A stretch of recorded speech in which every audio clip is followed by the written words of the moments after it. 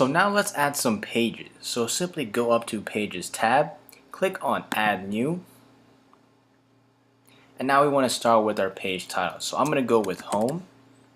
And now before we add any other pages, I want you guys to go down here and go to Content Layout and make sure you click on 100% full width. Now go down over here to the title option and click on Disable. Now we can go and click on Publish. Now simply go to Add New and add your other pages. So I'm going to go with About Us. Click on Publish. I'm going to add another page. I'm going to put Blog. Click Publish.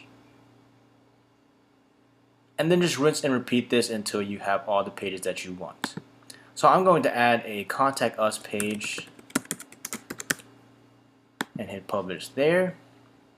So that completes my pages. Now I'll see you guys in the next video where I cover how to create your own menu.